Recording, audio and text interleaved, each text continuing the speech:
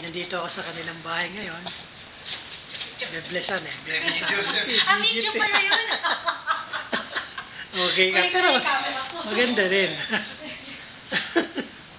Kung pwede nga lang mo, may tripod tayo para pwede tayo magpapicture lahat. Oo nga. Ito yung blessing muna bago ako mag-blessing. Nakita mo nga, ang ganda ng bahay. Maraming salamat. Ang ganda ng kanilang napundar na sinitira na nakita mo yan. Ito yung bawas-basan natin ngayon. Si Pati naman lang video mo ako nag-video. Hindi, makakukunan ko rin yung sarili ko rito eh. Ayun na oh.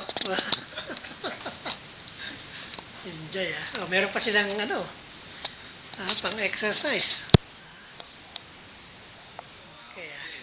Lalo na ngayon dito, winter, kailangan. Oo. Kailangan minsan para ma-distress ka. Dapat merong pan-release eh. No? Kita mo yan. Ang ganda ng kanilang naipon na pambahay.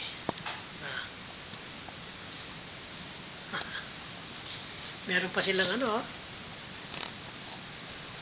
galyon. Wala pa kasing maliit na batang na